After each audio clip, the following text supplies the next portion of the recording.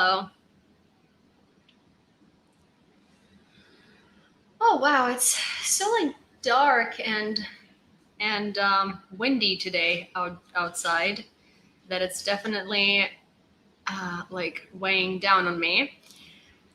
It's not the most pleasant weather. I heard there was a tornado in Ukraine today. There are no tornadoes in Ukraine. That's not a thing. We have never ever a single time had a tornado. There is supposedly hi Danon, hi Sherry. There was supposedly also a storm going on in Puerto Rico. Oh, I did not blend this very well. Look at that. There was supposedly a really massive storm in Puerto Rico. There is a lot of weather stuff going on all around the world, and it does not look good.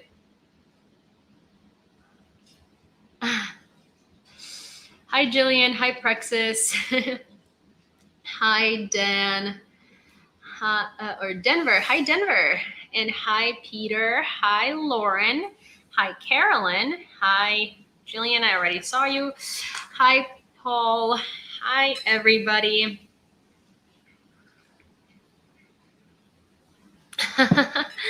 Before you start misspelling things, you gotta get your reading glasses on. I feel you so much on that. Hi, Natlin. Hi, ADHD. Hi, Mary Winkle, Jerry, and Gap. There is a statement. There isn't a statement I've related to more than I gotta put my reading glasses on before I start misspelling things. Hi, Mariana. Hi, Peter again.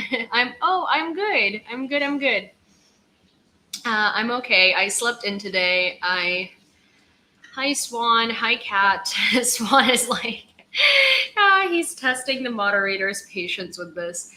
But yeah, I slept today most of the day. It's just very gross outside. Hi, Rulis.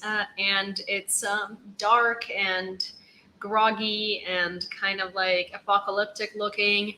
I was also not feeling very well. Nothing like too special. Just sort of, just like tired.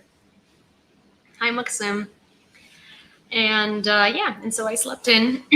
Also, speaking of reading glasses and the need to have them on, you guys who are new here, at some point my mom was visiting in August, and we went on a road trip to South Carolina. At some point on the way, in one of the hotel rooms, I was doing a live, and I left my glasses in the car. And in order to go grab my glasses, I would have to like go to the valet. I would have to give him a ticket. I would have to like wait for him to bring the car, get the glasses from the car, give him a ticket again, have the car back, and then I would have to come back upstairs. So I was like, you know what? That's fine. I'm just gonna do this newscast without glasses. Boy, was that a terrible idea. It was an awful idea. I asked everybody on TikTok to use caps. The moderators were losing their mind because if you have ever been to TikTok, hi Rainbow. But basically, if you have ever been to TikTok, the moderators always say, don't use caps. Don't use caps. And so it was very funny because all of the mods had to tell everybody to use caps because I couldn't read anything because I couldn't see. And it was just like awful. I also didn't figure out that I could have just swiped like this and seen all of the comments pop up. But it was like the funniest things. It was like one of the funniest things because if you didn't write something in caps, I just couldn't see it. Hi, Gone Bad. And I like set like this into the screen and just sort of was like, what were you saying? If I like missed someone's comment, I was like, what did you say? I'm sorry. Could you like retype that in caps though? I was like, Grandma Yulia strikes again. Hi, Kay. It was a nightmare. Yeah, all of the mods absolutely despised it. When I literally told them that I'm using all caps today, they were like, no, please no. And then anytime somebody new would come into the live as a moderator and ask why everyone is using all caps, everybody was just like, go nuts. It was funny. It was a very funny live.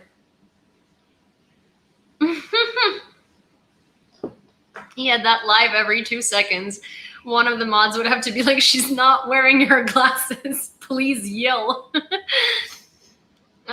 Wish or Amazon can get you back up reading glasses, even if you're a prescription. So I do have, trust me, Russell, I do not need backup prescription glasses. I have a lot of prescription glasses. It's just that I was on a road trip and I only had one pair, and I left it in the car. And there went my, my eyesight security. You were eye deaf. Oh my God, Carlos. And someone says that's a lot of coffee. Yes, this is my normal coffee cup that I drink coffee from every day. You've seen it on lives all the time. I think that everyone who's here regularly is not surprised at this anymore. It's a pretty normal thing. It is a lot of milk though. It's not a lot of coffee. It's also some peppermint syrup. Coffee flavored milk. Yes, I do agree with that. Okay, so let's well, how is everybody? Let's recap how everybody is doing, and then we'll jump into the topics for today.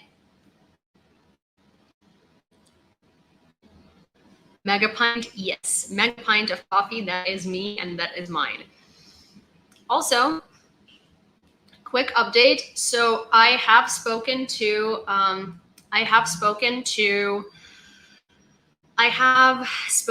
the Azov officer that I am supposed to interview, and the interview is taking place tomorrow.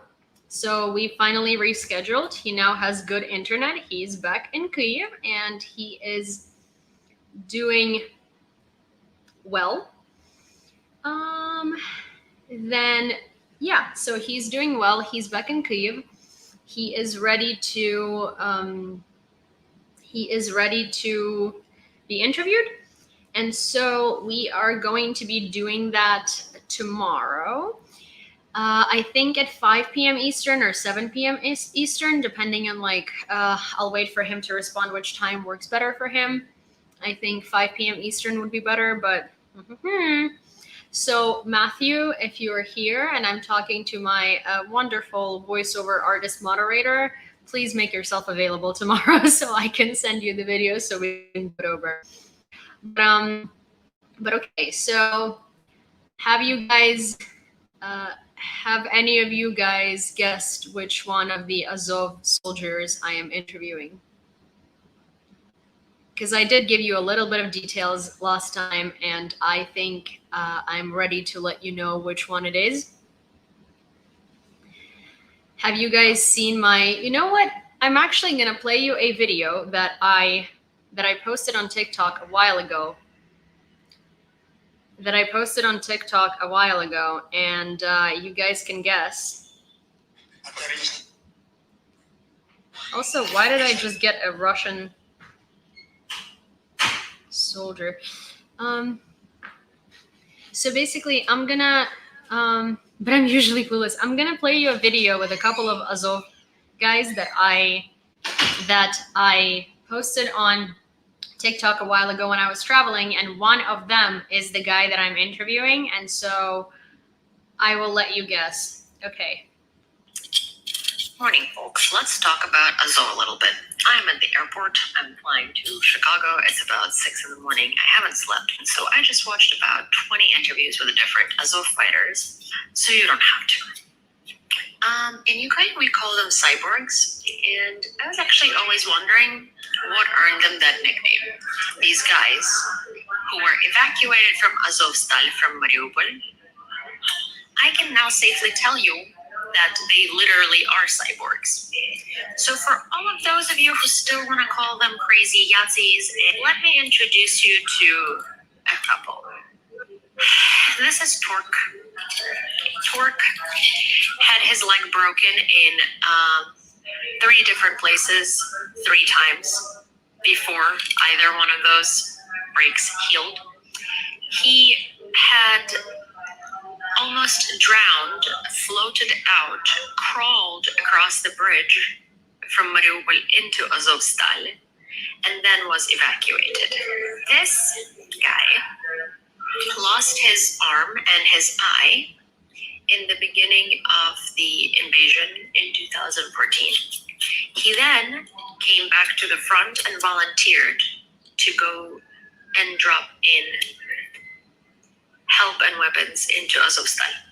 This guy literally has a white ticket, which means that he does not have to go to the army. He does not have to serve. But he decided that he actually wanted to serve anyway.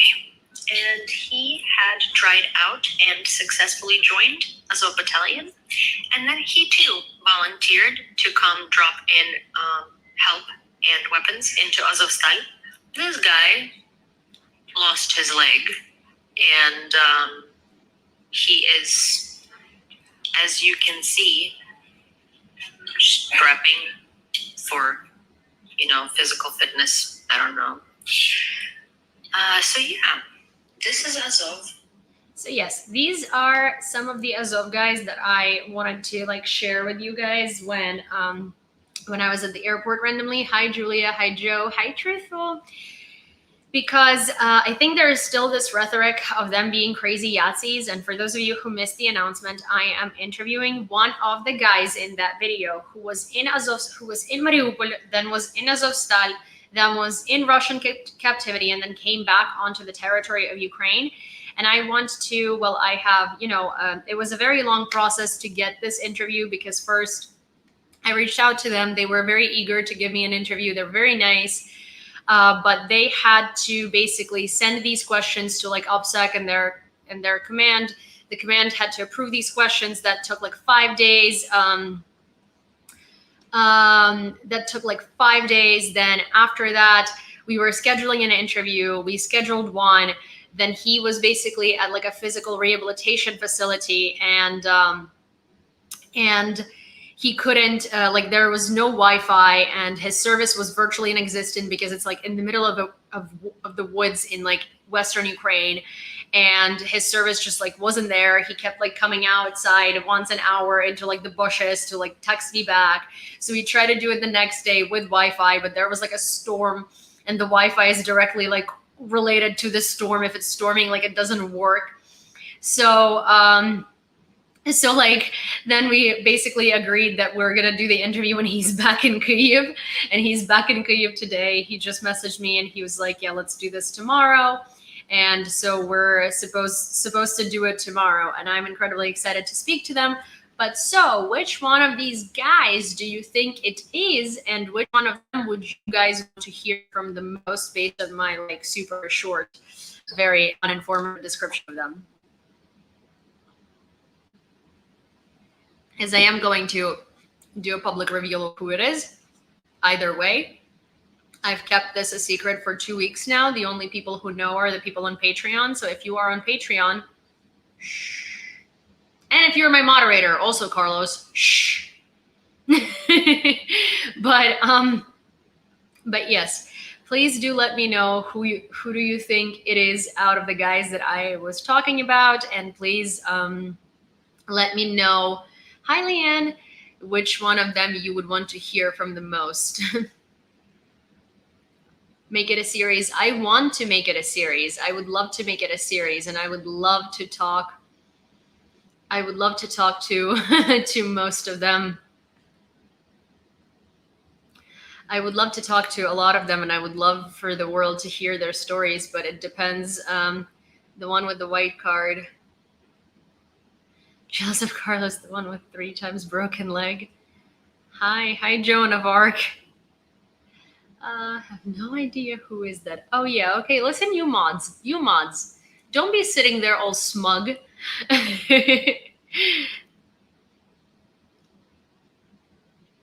Okay, any more guesses before I reveal the truth? Come on. You can do better than just, I would love to make it a series, but the thing is, I don't know, some of them might not want to speak publicly, Is his name revealed in his email address when you shared it to help raise funds the other day? Praxis. Yes, it was. Yes, it 100% was. So if you donated to his cause through the email, then you know who it is. This is how I know who donated. Torque. Yep, it's Torque. We're interviewing Torque. Because I figured, it's not really going to like, no, he is the one whose leg was like, oh my gosh, he is the one whose leg was really, really hurt in like a lot of different places. And he genuinely called it a superficial wound. One of the reasons, so I watched an interview with him in Ukrainian. And here is like the interesting thing. Here is like the interesting thing that happened, right? I'm going to give you a little bit of a backstory of how I even got to wanting to interview specifically him. Hi, Kat. So I was watching a bunch of interviews with Azov guys in Ukrainian on YouTube. And I realized that none of them, or like three separate videos, so three separate interviews had subtitles over them, and they were YouTube generated subtitles. So they didn't necessarily, like, if you were an American, a Canadian, a Frenchman, an Englishman, anyone, right? And you were to watch this and see these English subtitles, you wouldn't even know what these guys are talking about because they're YouTube generated English subtitles translating something from Ukrainian. And they were really bad, but what they were talking about was very important and very interesting. And so I kind of like had a mission in my head. I was like, oh my gosh, I want to talk to these guys and I want them to share their stories with the world. He doesn't speak English, but we're going to dub over his voice with one of our moderators is a voiceover artist. So Torque is going to speak in Russian or Ukrainian, whichever one is more convenient for him. I think we've been speaking half and half. Like, I think when we text, he texts in Ukrainian, but if he sends a voice message, it's in Russian. So I'm going to go ahead and assume that he is going to speak Russian. He is from a Russian-speaking part of Ukraine. I'm not going to tell you where because that's going to ruin half of the interview for you. Sort of like, don't look him up, please, because you're going to get to like hear the interview about him. Also, I don't think you're going to like find a lot of information because it's all in Ukrainian and all in Russian. But so I really wanted to interview these guys and I wanted their stories to be shared with the world, especially the English-speaking world, because like a lot of these Ukrainian interviews also interview them for the Ukrainian audience who understands what Azov is, who Azov are, what these guys did, why they joined the battalion, like what sacrifices they've made and stuff like that, as in they know all of this stuff. You guys might not, right? As in like, I know that Azov guys are like a very strong military battalion. I know they protected Azovstal. I know that they're heroes. I know they're brave. I know they're like invincible, right? But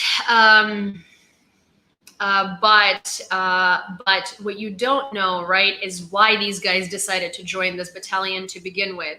Why these guys wanted to like fight for their country. When did they do that?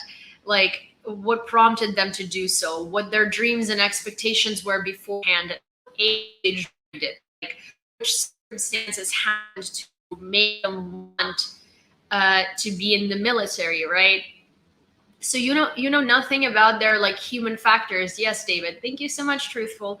And I sort of want to kind of portray them from a perspective of like, okay, these are these incredible fighters with incredible experience and that have gone through hell, but also they're human. So I want to give you two sides of these guys, not just their like professional military, badassery, but I also want to give you like the human element to them. So you understand who they are. And also because I still keep seeing so much like Yahtzee rhetoric about them and it's so gross to me. It's like at this point it's not even annoying, it's just hurtful and gross because no. And so that's the point of the interview. But so here's what happened. I was reading all of these interviews on my way to Chicago, and then I was talking in my mod chat and I was talking about Torque, and I said that I really wanted to interview him. And then a couple of days later, one of my mods sent me like a story and was like, wait, is that the guy? Because Katerina Prokopenko, she's the wife of Denis Prokopenko, who is the captain of the Azov battalion, who was also in Azovstal. She posted a photo with Tork and tagged him, and I was like, oh my god, yes, because I couldn't find any of them on social media. It's really hard, and how else am I going to reach out to them, you know? And so I reached out to him. A week passed by, he like didn't respond, and I was like, interesting. But he does have like a couple of tens of thousands of followers, I think, or like at least like 17,000 or something. So I was like, okay, maybe he has so many DMs that he didn't even notice. And so I commented under one of his recent photos and was like, hey, I DM'd you, please let me know, please respond, I would like to like interview you, and please just get back to me whenever you have time. And so he did get back to me, and he was like, oh, hey, yeah, I've never seen this, like, thank you for like, commenting. And so one of the reasons why I wanted to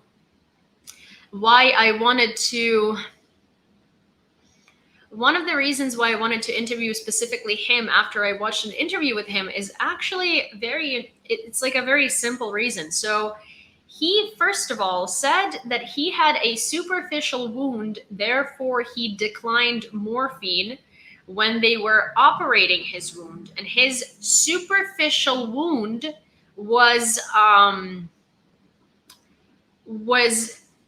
like,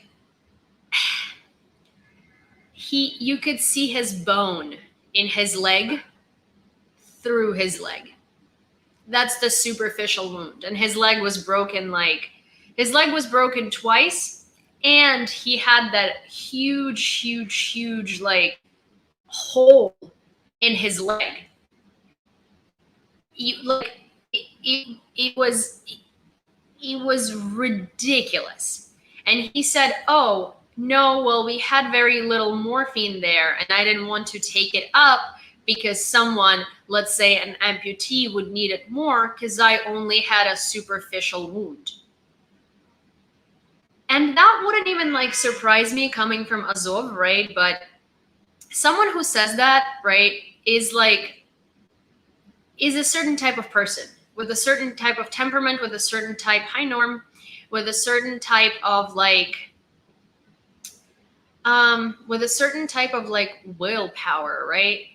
But he's also a very young guy, and when you listen to him speak, he's very like happy-go-lucky, like upbeat. If you met him on the street and you were to like talk to him, he would be like, I would think he's a dude who studies like computer programming, UX design at like a fancy college somewhere in Kyiv and hangs out in like a hipster cafe, and that is his like lifestyle. When you listen to him, he's genuinely he's very upbeat, he's very pleasant, he's very like full of life, he's very young, he's it's like I can't put together what he has gone through versus like, just his general personality. And I'm sure that you guys are going to understand my feeling once you see the interview with him, because he's just, it's like the way that I could describe him is happy-go-lucky, as in, I watched so many different interviews, and most of these guys are also very pleasant. They're very sweet, and they're very pleasant. They're very sweet. Hi, Gareth. They're very nice, right? But they're all like older. They're also more like, I wouldn't describe them as happy-go-lucky, like they all talk about their experiences as if they're describing a movie, not their real life with, probably tons of PTSD involved. But at the same time, he just sort of, I was very surprised by him and like his demeanor and his overall personalities. Like, he just is such a good guy. And then when I was talking to him, I'm not giving the interview away at all. There are so many interview questions that you're not gonna like. There's 26 or 28 questions. Trust me. I'm not giving the interview away at all. I'm just giving you the context to why I wanted to interview him. But yeah, I'm just Not really. There's a lot of questions here. My mods have seen the questions. There's so much. There are so many questions. I'm pretty sure it took them so long to review these questions because I submitted a whole thing. I wanted to encompass everything, especially if they naysayed something. Oh, Nastya, hi. Oh my gosh. My aunt is there. Have you seen that video with Tashka? Yeah, I have. I mean, I think that she obviously it's Russian propaganda where she was talking about why she was. Do you mean the one? So I have been asked a couple of times whether I've seen that interview, and I'm not sure if I'm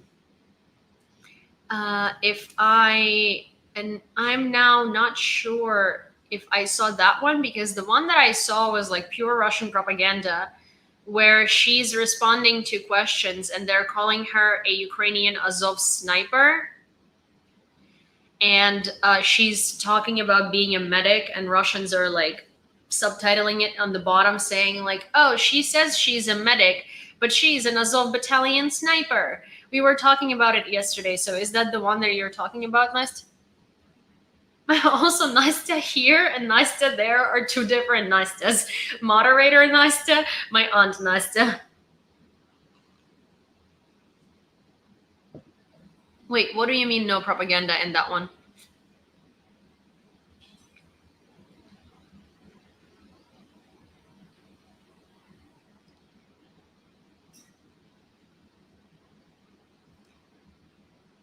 Yeah, but that is propaganda where they're saying that she's a sniper, but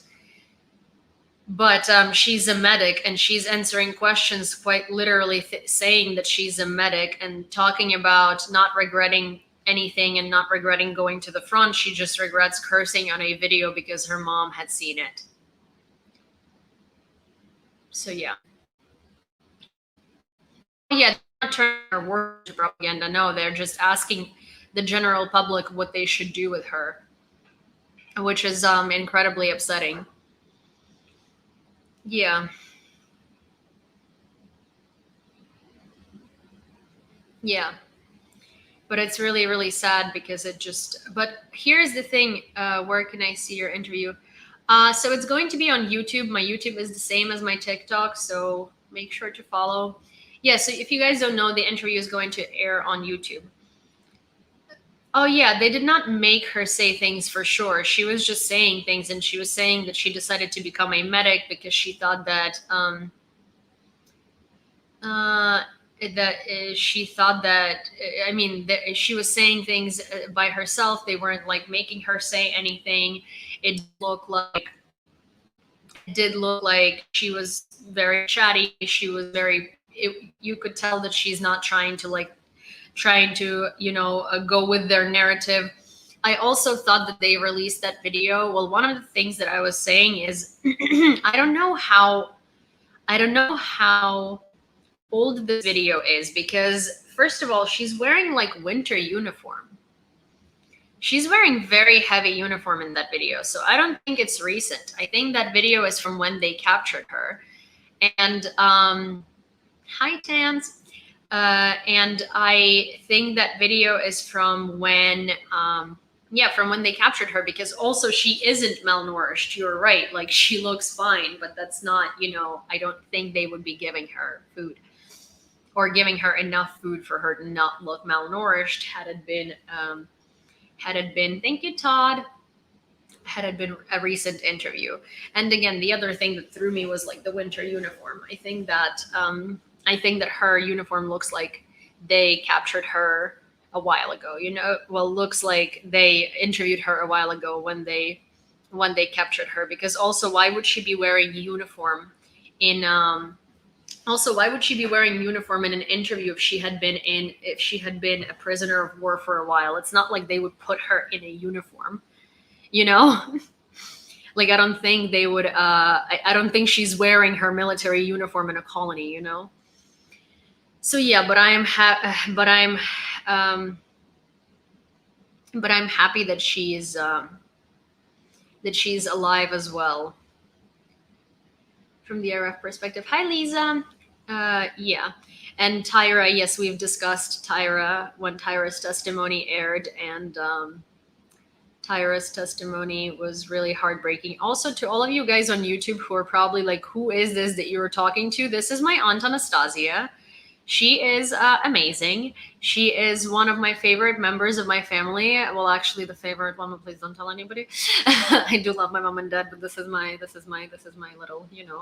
This is my. She's like a sister to me. She's like an older sibling to me. This is Anastasia. Anastasia is she is an artist. She is an animator, and she teaches animation at one of the art schools in Ukraine. And now she is moving to Cardiff. Now she's moving to Cardiff to teach in Cardiff. My name is Yulia. It's like Julia with a Y. But yes, she will be, she will be over the pond. And I actually prefer it when she's in the UK.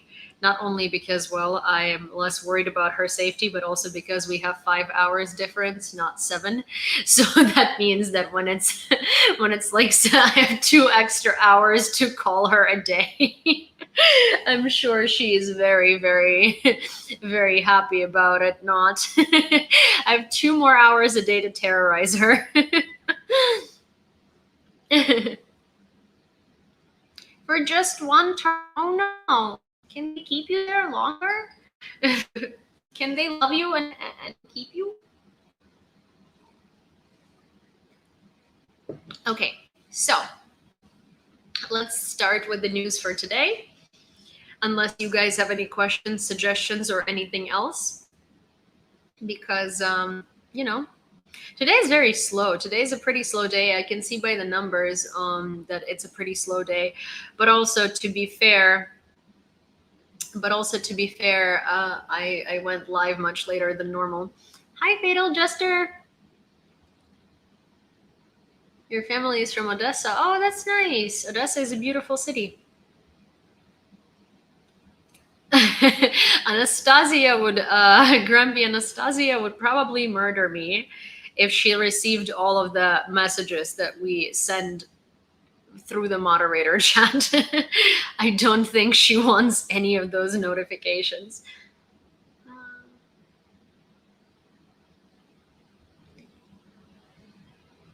We stopped doing music before news. Yeah.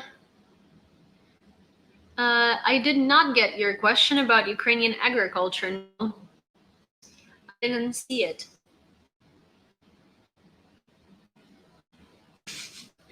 Okay, first of all, James, she would love the table, okay? She would love the table. Actually, I haven't sent her the table yet. I will. And I will send you and I will tell you what she says about it. I'm sure she would love the table. Where is Ukraine going to win back there? When is Ukraine going to win back their land already? Well, Ukraine has been not winning, but we don't win our land back. We recapture it, and we have been doing that with incredible efforts, and with incredible speed, and with historic counteroffensive. Oh, on Patreon. Okay, I will check. I haven't checked anything yet today. Do you know anything about the protest in Moldova led by a pro-Russian party? And no, I haven't seen that yet today, but that doesn't surprise me because, thank you, Netlin, because Transnistria is a Russian proxy state, just like they tried to do LNR and DNR, or LPR and DPR. And that's why I wouldn't be surprised if they were paid to go do that. But also, it's not really uncanny, there could be pro-Russian protests, like there are plenty of people who are pro-Russian, but that doesn't really signify anything. That still doesn't make that just makes those people be awful. I like tables, but only as furniture. It is about furniture. It's a beautiful table. You know what? You know what? I'm going to show you the table. So there is this table that I'm in love with, but it's 400. It's okay. So this table is half off. And obviously right now I cannot afford to be buying myself furniture. So I can't have the table, but this table is half off and it's $450. And this is obviously not my normal content at all, but I will share the table because, you know, you guys have heard about this table so many times. It's beautiful. Personally, I think it's gorgeous. And my moderators keep making fun of me for this table because they say this table looks, well, one of the most PG versions was this table looks like spilled milk. Okay, but like, well, I don't care what you think this table looks like. This is a perfect table. I'm in love with this table. It's beautiful. It's a beautiful table. It's very organically shaped. Okay, it's wood. It's beautiful. You mean it is short? It's not about short. I mean, like, this is a coffee table. It's a perfect coffee table and it has so much space. I could have my entire setup on it and still have enough space for, like, you know, people to do their things. Yeah, I see a little character and little legs, but do you like the table? Isn't it a beautiful table? It is organically shaped, okay? Also, my moderators can't, like, deal with the milk stain. Oh my gosh, okay, sure, it can look like a milk stain. I don't care. I love the table. This is like the perfect table. It's the most beautiful table I've ever seen. It's exactly the table I wanted. And, like, I don't care that you people like don't like the table or think that it doesn't look like anything you would ever want to have in your apartment. It would still have room for, like, I don't know, 2 more people to do their thing while I'm streaming. Genuinely. Well, I do love it, and I will buy it one day. It's not in the budget right now. That's not like, I'm not. Here's the thing, like, I am not. Oh,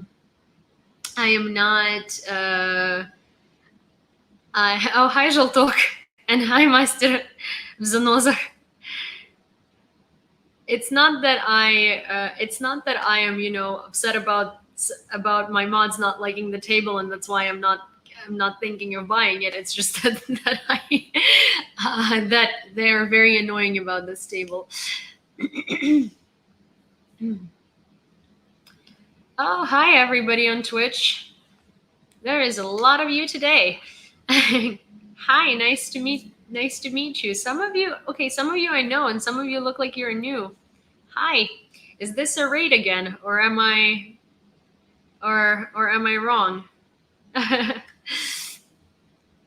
Okay, but so basically it looks like a cloud. Exactly, it does look like a cloud. Oh my gosh, well, hello everyone. I am assuming it is a raid. Yes, this is a raid. Well, thank you for raiding me twice. I'm really honored. Okay, well, we have a raid on Twitch. For those of you who don't know, on Twitch, a streamer, when they finish their stream, they can choose to, like, raid somebody else's channel with their viewers. And so over here we have a raid on Twitch, and you guys are on time because I am about to read the news for the last 24 hours from Ukraine and everything Ukraine related. So hi, good to meet you. Stick around and you know, find out some stuff about our homeland that you probably. Не проблема, дуже дякую. Дуже приємно від вас чути. Alrighty, so let's dive straight into it. Дякую, що знову до мене завітали. Завтра куди? Well, I mean, hey, in the States it's 6 p.m. now, so, you know, it's not a very, oh my gosh, thank you, Natlin. it's also not super early in the day. But yes, there is a lot of stuff. There's a lot of like stimulation happening for me right now, because there is a raid on Twitch. Netlin just sent me a galaxy on TikTok, and YouTube. You guys are being quiet. Thank you. I'm kidding. I do love to hear from everybody. But yes, hi everybody. Okay, so let's dive straight into the news. I know the galaxy was so beautiful. It was so pretty. It's gorgeous. But yes, okay. Hi, Annette. Good to see you. And hi, Nicole. All right, so a coffin with Putin can be seen in an anti-war rally near the Norwegian parliament in Oslo. The Ukrainian diaspora in Norway holds daily protests in support of Ukraine. Take a look. To be fair, from all of the protests, this one might be my favorite because it really showcases all of, I think, the wildest dreams of every Ukrainian person at the moment. So I just wish it was a table of contents now. Okay. Oh my gosh. The Ukrainian military masters the 155 millimeter Zuzana 2. Zuzana 2 was something sent to us from Czech Republic. Take a look.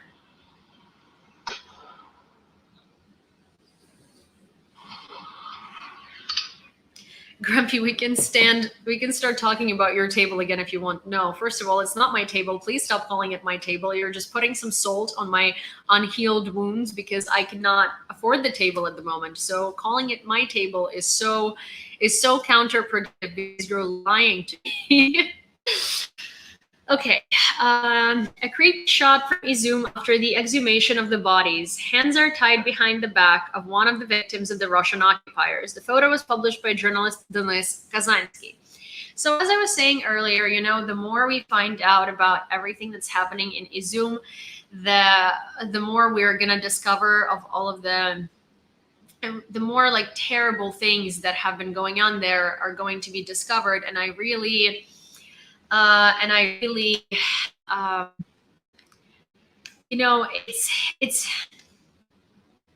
I'm sorry for being so so choked for words, but I think that all of us were so incredibly happy when we were hearing about the counteroffensive, about all of the things that were all of the places that have been recaptured, about all of the settlements that have been liberated, and we were all overjoyed, right? And from the beginning of when it was happening, the first thing that I was saying is like, you know, for all of our joy, there is going to be so much sorrow because with every liberation, there come the Russian crimes. And so the deeper we go into discovering everything that had happened, the more stories from the survivors we're hearing, the more stories we're hearing from the locals of these towns, the more we find out the atrocities that have happened, and the more we find out the brutal crimes that have taken place under Russian occupation. And so this is one of those crimes. This is a body exhumated from the mass grave in Izum. And this is a civilian body. This is not a military body, it's a civilian body. And its hands are tied behind their back. The very upsetting thing that I have heard from the Russians that came out recently, and it was a Twitter it was like a Twitter flesh mob, I would say, because I can't name it as anything else. It was a bunch of Russian creators and a bunch of like Russians with a following saying, oh, so since when is honoring the dead with a proper burial a war crime? Our military was just trying to give these poor dudes left over by the Ukrainian military some dignity by burying them in brother, they call that brother burials. And it was like 5 or 10 Russian creators with a big following saying the same thing in the exact same words, which basically is very obvious that it was a copy paste specifically for these purposes, and they specifically were instructed to do so, right? And it was just honestly disgusting to see because, first of all, what do you mean a proper burial? So you think dumping a body on top of their bodies is a proper burial? Maybe it is in Russia, but it is 100% not a proper burial in Ukraine. What do you mean a proper burial? So torturing someone to death and tying their hands behind their back so they can't move for you is a proper burial? Maybe it is in Russia. It for sure is not in Ukraine. So Dasha here is asking, what is your favorite press? Do you prefer Ukrainian, British, or American? Which newspapers? For example, I prefer The Economist and Der Spiegel. I know a little German. Haha. Well, I actually read Die Welt very often because I do know a little bit of German too. So I like Die Welt. I do like Reuters a lot. I like Bellingcat and I read a lot of Kyiv Independent because I think they're very good for like bullet points. I don't necessarily have a preference on the country. I think that Ukraine breaks everything the fastest, obviously, because we have direct access to the information. So I do like to read a lot of Ukrainian news sources, but I do like to read Reuters and I do like to read Bellingcat. I think they're very good, and Die Welt is really good too. Der Spiegel is good, is good. Der Spiegel is good, but I actually haven't read that much of it. The one thing that I would say to anyone, please stay away from, is Bild, because Bild is like literally a publication for the German equivalent of Trump supporters, as I found out recently, and that made so much sense in my head because I, for one, Julian Röpke, I don't know if anybody knows about him, but he's a journalist. He's a journalist with Bild. He's German. He's on Twitter, and he's the kind of guy who's like, Ukrainian counteroffensive is failing. And people are like, okay, why is it failing? And he shows you a picture of like a soldier who's wounded. And he's like, well, clearly this counteroffensive is a failure. And someone will ask him, like, well, you're showing me a photo of one wounded soldier from like the whole region counteroffensive, and he's like, well, yes, but he clearly, his tourniquet is being put on him in unfavorable conditions, and they're lacking like stretchers, and they're on the front lines. But so yes, he just kind of flip-flops, he posts whatever, he doesn't fact check at all. It's oh, welcome to the spy lair, Isa. But yeah, so you read today that they found the man. Oh my gosh, Anastasia says that I read today they found the man that actually numbered the graves, and he can help identify people. Oh my God, that is an incredible discovery. I really hope that they did, and I really hope that he will be helpful, genuinely. Okay, Baldur over here says, today there was a dispute on Twitter when Melania Podolak, a representative of the Pratula Foundation, insulted and humiliated the representatives of the Ternolifans movement that they transferred 35,000 hryvnias for the ZSU, and most of which went through the Pratula Foundation. I haven't heard about that yet.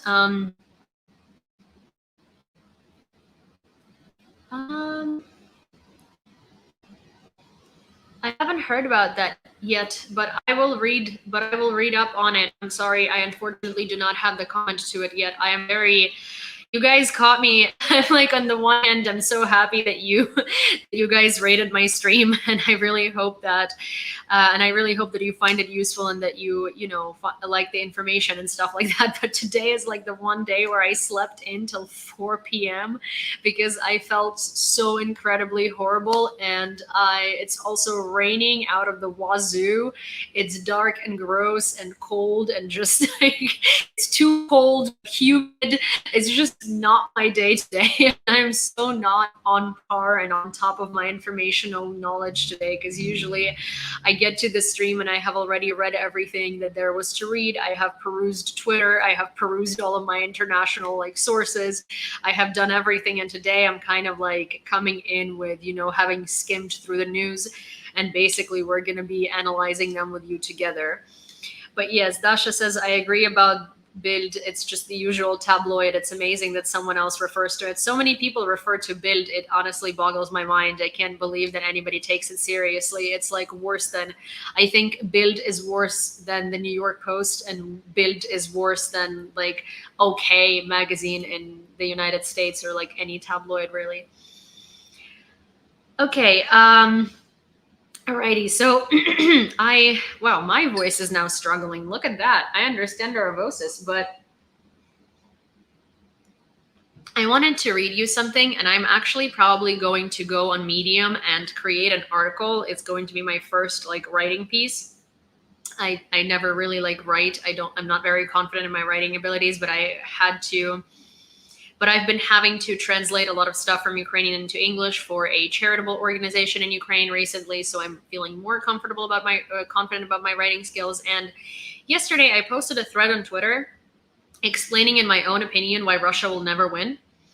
And it's not necessarily like an analysis based thread, right? It's rather like a more emotion invoking thread, because I wanted to show it to you from the less like obvious perspective, because we all see it, we all know it, but we never really like talk about it. We never really think about it. We never really discuss it, right? So I might write a longer article on Medium, because also most of these things that I described in this are taken directly from articles, and oh my gosh, are taken directly from articles and are taken directly from phone calls of Russian soldiers home. So they did happen, and I did not make it up. But without further ado, here is my thread, and I want to read it to you because it's titled "Why Russia is Never Going to Win," a thread, the less obvious in a fictional point of view from two soldiers on the opposite side of the barricade. Imagine I'm a Russian. I'm in a trench under heavy artillery fire. One of the guys in my units gets heavily wounded. I do what I can to treat him with whatever little resources I have. There is nothing useful in my med kit. I try. He's declining. My unit is preparing to leave, and I ask what I should do. My commander tells me to just shoot him. This, over and over. I get wounded in shrapnel. With shrapnel, I request to be sent to a hospital as my body is in agony. Instead, I'm given a painkiller and told to fight. I'm thinking of all the soldiers we left behind, and it hits me. That trench, where I shot numerous guys and left them behind. That's my funeral. I'm those guys. If I get lucky and my unit bothers to load me up into a 200 truck, I'll get back home to my parents for a proper funeral, right? I'll get a Medal of Honor posthumously, right? My parents will grieve for me, right? Wrong. I get a wreath on the side of the highway. My parents buy a new car in my honor. My wife tells me to stop whining and get it together. She heard on TV that we're winning and getting reinforcements. My morale? What is even morale? Who cares if I live or die here anymore? Imagine you're a Ukrainian. I'm in a trench, preemptively dug out for me by teenagers who were waiting for my unit to show up and liberate the neighboring village where their grandma lives.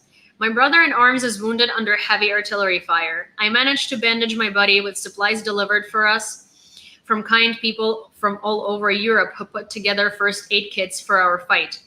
My unit is moving forward, and I ask, what do we do with the wounded? The commander arranges for them to be transported to a field hospital where volunteer medics from around the world work tirelessly to save our lives and put us back on our feet. One day, I can get wounded. One day, it can be me. And I know that first responders have got my back to do everything possible to guarantee the best outcome for my health. I hear unfortunate news. A guy I trained with is 200. He died heroically liberating Kherson. The president will posthumously award him with a Medal of Honor and personally thank his family for his bravery and contribution to the independence of our country. I might die too. But if I die a hero of Ukraine, fearlessly fighting for my country, next to guys who say Russian worship, go F yourself. If I die, I paved the way for my children's future. If I die, I made a contribution. If I die, my people will remember me. If I die, I will be remembered with a softly spoken kind word, and I'll be buried in my land that I helped break its heavy chains. I know what I am fighting for. Russia sent slaves to fight free people. It was its grave mistake. Mike Cohen, Vietnam War veteran, American volunteer to the Armed Forces of Ukraine International Legion. Slava Ukraini, heroes never die. So, so here is my explanation and understanding of the things that are very obvious as to why Russia is never going to win this war. They're never going to win this war because it's not even that their morale is low. Imagine being a Russian soldier and imagine seeing how your unit treats the people in your unit. Imagine understanding that if you get wounded, you are going to be that guy left to rot in a ditch. You're not going to want to fight. You're going to look for any reason to surrender because this isn't worth it. You're not going to want to fight because you can't even get stitched up or patched up. You get shot up with morphine if they have morphine. And the reason why I want to write this in a longer format and I want to do it on Medium is because none of these situations are made up. None of these situations from Russian soldiers are made up. That situation with commanders just shooting their wounded and leaving them in a trench, in a ditch, that's 100% true. The wife of the soldier telling him to stop whining and get his together is true. That's from a phone call intercepted by the Ukrainian security service. The parents buying a car, that's true. That was all over the news. It went viral. The wreaths on the side of the road, that's true. The fact that they would be loaded in a 200 truck, that's true. There is a train in Belgorod that stinks of death and stinks of rotting corpses because it's overloaded with fallen Russian soldiers, and it's been standing in Belgorod for a week now, and all the residents keep saying is like, oh my gosh, it stinks so bad, when are you gonna take this away from us, right? Not even talking about the fact that this is their army.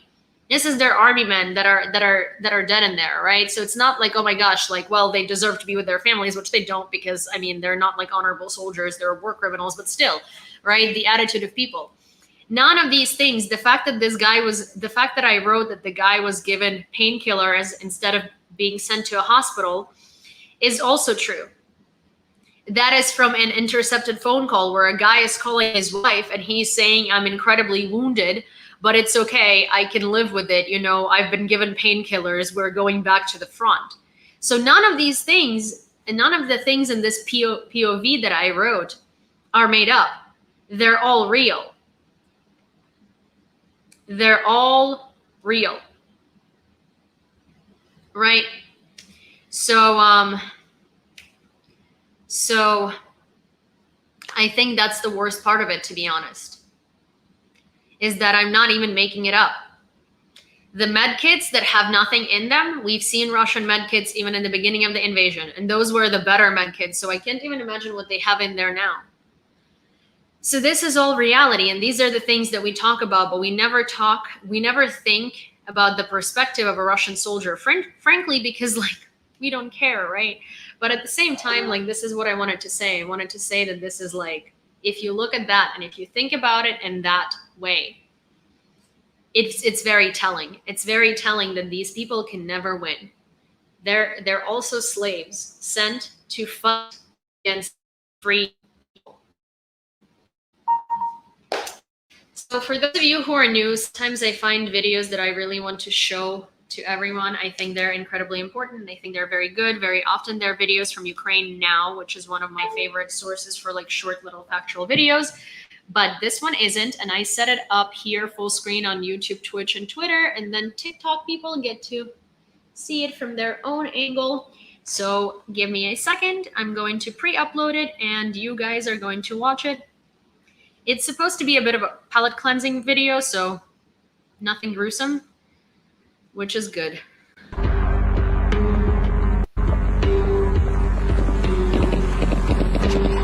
Давай, давай, давай.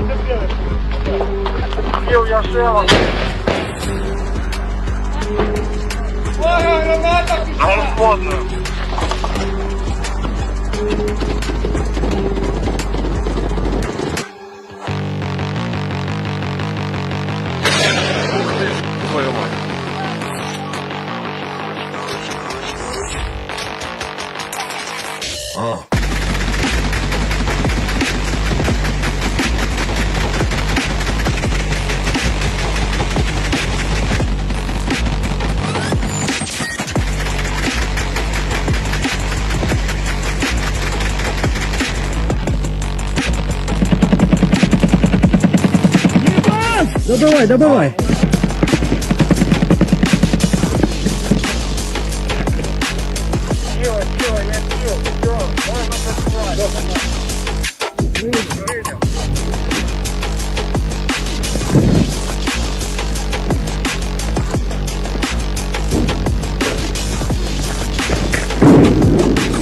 Хірург, це Ацтек, вийди на зв'язок.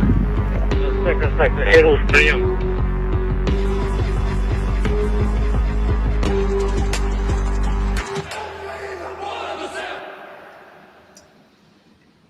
The 5th Storm Battalion. Also, you on YouTube, Twitter, and Twitch who have been watching me for a while, you have already heard this a million times, but I do want to let the new people know. So give me a moment, bear with me for 1 second. I want to say something in Russian and Ukrainian. Я так розумію, що більшість людей, які дивляться Dionysus в російськомовній і україномовні. Я хочу з вами поділитися цікавими новинами. Одна новина є в тому, що я завтра роблю інтерв'ю з Торком. Торк є захисник Азовсталі. Ви могли його бачити на Азов Медіа, а також на інтерв'ю 5 каналу. Завтра я буду проводити з ним своє окреме інтерв'ю, і я його викладу на YouTube. Я так само, напевно, спробую викласти його на Twitch як стрім, але презаписаний, щоб ви могли його також подивитися. Але це так вам на замітку, якщо вам цікаво, це буде виходити десь, напевно, за тиждень від завтра. Тому що, на жаль, я мала їм, це не так все просто, я мала їм дати запитання, вони мали їх перевірити, то командування полку Азов також ОПСЕК мав це перевірити. Запитання нарешті підтвердились, у нас було дуже багато там заминок в тому, коли він міг зробити інтерв'ю, тому що він був у реабілітаційному центрі. Привіт, дякую. Був у реабілітаційному центрі, і зараз він наразі на кінець повернувся додому. Він взагалі маріупольський, тому додому повернутися дуже важко. Але він повернувся до свого тимчасового дому, в нього вже є інтернет, ми завтра будемо проводити інтерв'ю, і потім я його змонтую, і воно вийде в 2 форматах. Один формат на мові оригіналу, я не знаю, чи він розмовлятиме російською чи українською, але буде одна з тих мов. Тобто одне інтерв'ю буде на мові оригіналу, а друге інтерв'ю буде дубльоване зверху англійським голосом для англомовної аудиторії. Тому якщо у вас є YouTube і ви цікавитесь цим, то, будь ласка, фоловте мене на YouTube, такий самий хендл, як тут. І, грубо кажучи, я його змонтую і відправлю назад в полк Азов, вони його окейнуть, і тоді я його зразу виставлю. Так що такі ось пироги. Okay, so back to English. Sorry, just wanted to... So we had a raid on Twitch, and as far as I know, first of all, the streamer on Twitch, he's Russian speaking. So I'm assuming that most of his audience prefers Russian or Ukrainian speaking things, not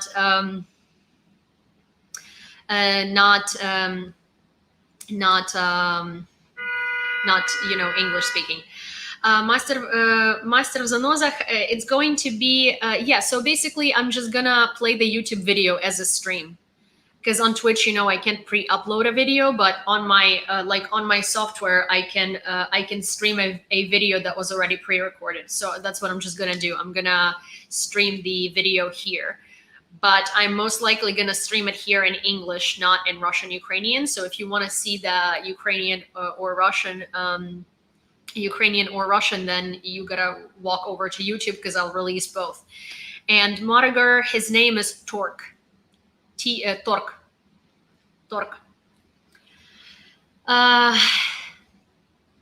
So yeah. Okay, also let me check. Anastasia just sent me something. Oh, here. Oh, yes. All right, so this is Vitaly. He is the worker of the emergency services of Izum, and he's one of the people who was marking the crosses in the Izum mass burial. And he marked all 445 crosses. Unfortunately, not one of the Ukrainian mass media channels has interviewed him yet. And actually, you know what? I would love to interview him. So I will try to get together. I will try to reach out to him and see if he would give me an interview, because that's incredible. He wasn't forced to do it. It was just his own initiative. And I think that's amazing, because thanks to him, we're going to be able to identify so many more bodies from that mass burial in Izum. Okay, Ukrainian scientists have created a hemp variety that can be used to make body armor, parachutes, and gunpowder. Press services of the National Academy of Agrarian Sciences of Ukraine. So, fatal jester, you were just asking me about agriculture in Ukraine, and here you go. There is one. I haven't seen your particular question yet, but here is one on the topic. In particular, gunpowder is made based on technical hemp. They are the core of the manufacture of ropes and parachutes. Hemp fibers are in any way inferior to synthetic. Aren't in any way inferior to synthetic Kevlar, which is used to make body armor. Hemp pellets can withstand shots from armor-piercing ammunition while being lighter than Kevlar, the scientists say. So here's an interesting development. So you know Ukraine is very big on agriculture, and you know Ukraine is very big on wheat. You know Ukraine is very big on corn. You know we're the bread basket of Europe. Now it turns out we're also the hemp basket of Europe, and Ukrainian scientists have found a way to use hemp for gunpowder and for body armor.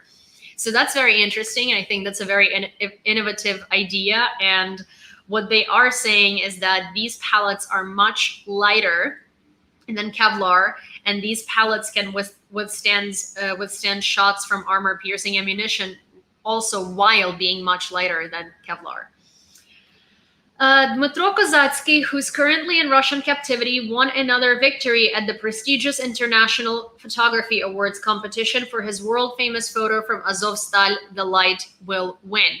We talked about it a little bit earlier. So there is Dmytro Kozatsky. He is a journalist with Azov battalion, or he's rather the press with Azov battalion, and he's more of like a relations specialist. And he was in Azovstal, and he took this world famous photo that went viral that everybody has seen. This is from the basement of besieged Azovstal, and this photo has been presented at a lot of different international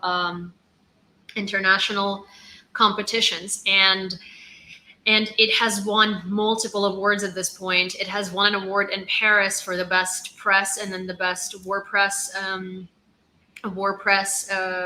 representation. Basically, it just won an award at the IPA International Photography Awards, and it got the first prize. And in the category editorial press war conflict. And this photo depicts an Azovstal soldier trying to get some sunlight from the basement of besieged Azovstal. And these guys have not seen sunlight in a very, very, very long time, for almost 3 months that they have been barricaded in there. Yeah. So some pellet cleansing news over here. Seal pups were born near the Ukrainian Antarctic Station, the Vernadsky Research Base, National Antarctic Scientific Center of Ukraine. We're pleased to announce that the first seal pups of this season were born near our station. There are already 2 of them, the message reads. According to scientists, they're growing before their eyes. They gain up to 6 to 7 kilograms every day. Come on, who doesn't want to see a couple of seal pups who were born near the Ukrainian Antarctic Research Station? Look at these guys.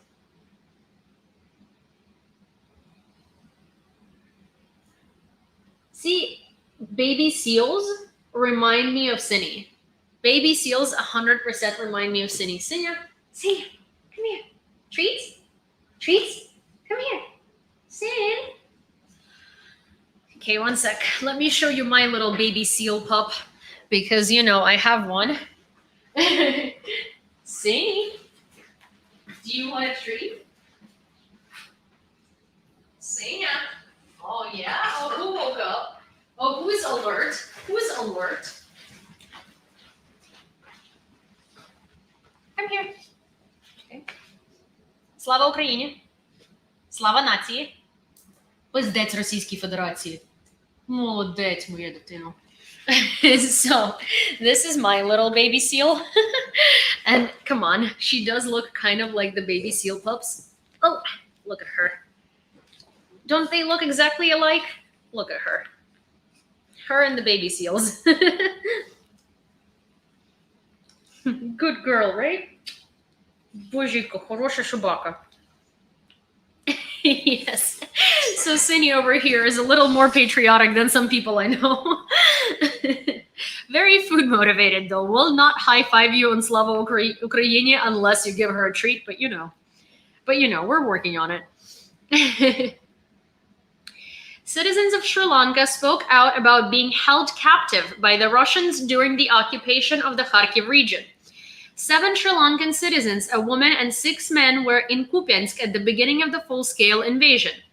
They tried to walk to Kharkiv in May, but at the very first checkpoint of the Russian army, they were detained, had their hands tied, bags put on their heads, and were taken to a makeshift prison in Vovchansk, said the head of the investigative department, Serhiy Bulvinov. According to him, Sri Lankans were kept in the prison in inhumane conditions and forced to work as cleaners. Since the Russians don't speak English, the foreigners never understood what the Russians wanted from them and what they were tortured for. The only thing they understood was that the Russians were saying money during the torture. Judging by this, the Second Army of the World demanded money from the detained foreigners from Sri Lanka, Bulvinov suggested. So here is the photo of these Sri Lankans who were held captive by the Russian forces that demanded money from them and tortured them. So here's the thing, these are foreign nationals. So Russia should get in trouble. I don't know if Russia will, because let's be honest, Russia did not get in trouble for a lot of stuff that Russia should have gotten in a lot of trouble for. But realistically, Russia should get in trouble in international courts for this, because these are not even party to the conflict. And these are these are foreign nationals, and these are citizens of Sri Lanka. So that poses a very, very big problem between Russia and Sri Lanka. The Russian Federation is destroying cultural heritage. The Russian invaders broke the stone Polovetsky Babas on Mount Kremenets near Izum in the Kharkiv region. They date from the 9th to 13th centuries. The first photo was taken in 2019.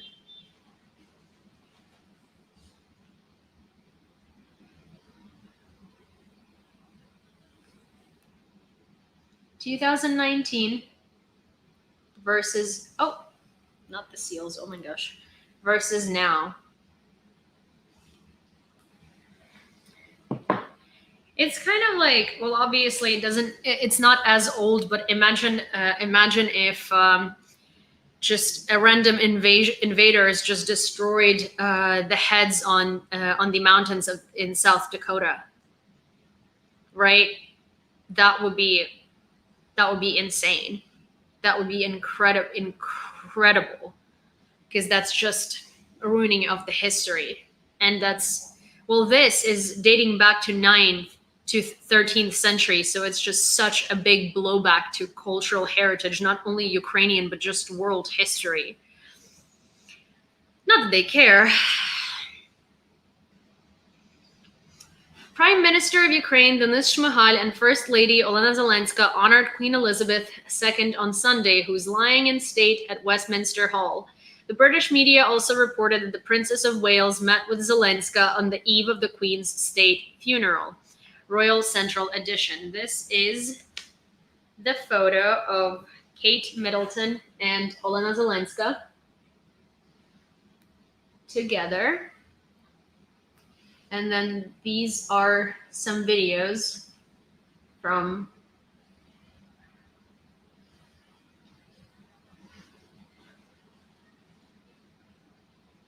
Denis Shmyhal is right next to her.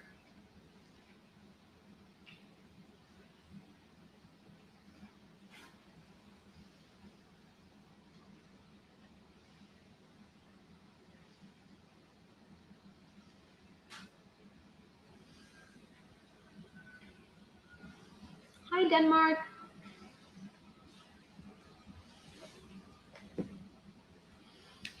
The US has no evidence that China is providing military assistance to Russia, according to Joe Biden in an interview with CBS. Biden said that he warned Xi Jinping against helping Russia bypass Western sanctions, and that probably played a role in the stance taken by Beijing as well.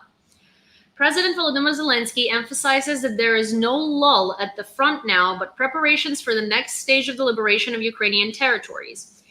General Staff, the armed forces of Ukraine repulsed the Russians near 8 settlements. During the day, the Russian invaders launched 3 missiles and 11 airstrikes, carried out more than 40 attacks with multiple launch rocket systems on objects in the territory of Ukraine. The infrastructure of more than 20 settlements was damaged.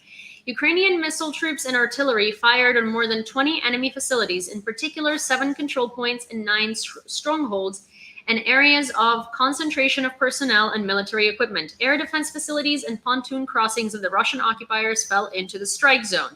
So here is like something that I want to bring everybody's attention to, right? President Volodymyr Zelensky emphasizes that there is no lull at the front now, but preparations for the next stage of the liberation of the territories. I keep hearing a lot of narratives that like, oh, Ukraine's offensive is like slowing down. They don't have the resources. They're, it was just like a big boom in Kharkiv. They weren't prepared. This was like luck. Now this is going to be like a standstill for a long time. So here's the thing. When they liberated, uncovering the Russian Federation. That's so funny, Dasha. But what I was trying to say is basically while I'm saying that you and YouTube can laugh at this message from Dasha, I think it's very funny, but and on Twitch and on Twitter. But what I'm trying to say is that this is a very, very faulty analysis based on like absolutely no knowledge of how military offensives work. And here is the thing. I can say with much confidence that since the beginning of this invasion, my knowledge of how the military works and how sort of like offensives work and how operations work has gone from like here to here, right? And as somebody who just reads a lot of information and analyzes it, here is what I have to say. This is such a ridiculously uninformed statement. First of all, when Ukrainians liberated most of the territory of Kharkiv, they found an incredible amount of mines, an incredible amount of all of this like explosive gear in these areas. And so that all needs to be disabled. Also, these areas need to be swept, right? They call it sweeping. They need to be swept by the armed forces of Ukraine to see if there are any collaborators who have given up information to the Russians, who have given up information to the Russians that led to Russians being able to capture these towns as swiftly and to stronghold these towns for as long as they could, right? But based on the information from those collaborators, the Ukrainian military can come up with a better plan on what and how to attack next, because that's going to be inside information. That is going to be information that is going to help the next offensive. Also, you can't just continue going like this in a stronghold on a gigantic offensive like that. Like, okay, they took a lot of territory. They need a break. They need a break. They need to replenish. They need to get more gear. They need to get more equipment. They need to get more things, right? They need to make sure that all of the medics are ready. They need to make sure that all of the gear is replenished. They need to make sure that everything works. You don't just keep going headstrong and like trying to liberate territories. It's not like a thing. You are going to lose, right? Also, I was showing you a map yesterday, and in that map, you can see that between Kharkiv region and Luhansk region, there is a tiny, teeny little pocket that the Ukrainian military liberated yesterday. Now, the way that it looks is like there is Luhansk is here, and it's taken over by Russians, right? So it goes like this. Here, there is a little pocket of Ukrainian troops, and here there is a big pocket of Ukrainian troops. This is Russian. So if Ukrainian troops go like this, they can put them in a circle. And then they can put them in a circle, and they can separate this area of Luhansk right here. And this is the border with Kharkiv where all of the Ukrainian troops are. So it's not something that you just do and you headstrong just keep going forward. It's something that that takes planning, that takes incredible planning. The reason why they're not taking over more areas swiftly as they did before is because it's not a computer game. And the reason why they're not doing that is because in order for them to be able to take Kharkiv as swiftly and as like amazingly fast as they did before is because it was a very, very well planned, very, very thought through, and a very, very well executed plan that took them months to prepare. So now, based on all of the new data they have, based on all of the new positions they have, based on all of the new gear they have, based on all of the gear that's coming in, they're going to be planning the next offensive. And you're going to have to wait a while until the internet is going to blow up with like, oh my gosh, Ukraine took this region, or Ukraine took this super huge strategic object. The next might be Kherson, right? Kherson is the most realistic one that's going to be taken over next. But Kherson is a bloodbath right now. Russians are doing everything they can. They're building bridges to bring equipment from Crimea. It's not going to be as easy. It's not going to be as swift, right? Also, it does look like Ukrainians distracted Russians by like pretending like they're launching a huge Kherson counteroffensive. Russians got distracted, threw all of their equipment there, and Ukrainians took Kharkiv. So we're going to be seeing things like this. War is strategy. More than anything, war is strategy, war is planning, war is precision, right? And so for the people who are expecting this to be like a cool, fireworky computer game where the invincible Ukrainian army of cyborgs just goes over and takes everything over, and if they're not taking 30 settlements a day, then this is a failure, brace yourselves and go play some Counter-Strike. I don't know, maybe GTA. I know in San Andreas you can take over territories every hour, like I remember that you could just like join a gang and take over other territories. You can go do that, and that will give you the adrenaline that you so desire, but that's not how it works when it's concerning reality, right? So let's like brace ourselves and let's not talk about things that are virtually impossible. Okay. During the day, the Russian invaders launched 3 missiles and 11 airstrikes, carried out more than 40 attacks with multiple launch rocket systems on objects in the territory of Ukraine. The infrastructure of more than 20 settlements was damaged. Ukrainian missile troops and artillery fired on more than 20 enemy facilities, in particular 7 control points and 9 strongholds and areas of concentration of personnel and military equipment. Air defense facilities and pontoon crossings of the Russian occupiers fell into the strike zone. Also here, deoccupation of the Kharkiv and Donetsk regions. Video digest from the Center of Strategic Communications. Since September 6th, the Ukrainian armed forces have liberated about 8,500 square kilometers. Thank you, Netlin.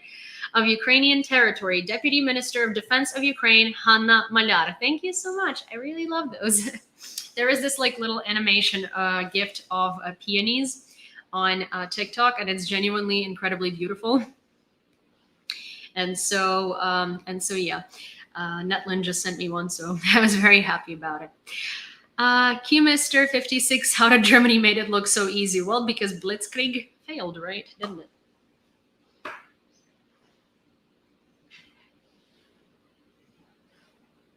If it was so easy, Blitzkrieg would not have failed.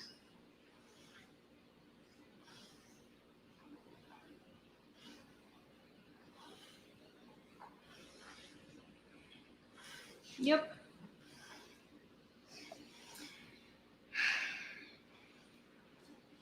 General Staff says Russia sends guards of important facilities to war after a week of training. Also, Squirrel, could you please disable the function of the Nightbot that basically, the Nightbot and the other bot that tells people to not send emojis? Like, I feel like it doesn't matter. Even if somebody sends 25 emojis, it's still fine. I don't think Nightbot should be as butthurt about emojis. Can we like make him not be? I don't know how to do that, but can you please like make him be a little less uptight? Thank you, Squirrel. But okay, due to lack of human resources to be sent to war in Ukraine, the so-called internal self-mobilization measures are being carried out on the territory of the Russian Federation. People who are allegedly hired to the units of material and technical support and security of important facilities in the Kursk and Nizhny Novgorod regions of the Russian Federation are being sent to war in Ukraine after a week of training.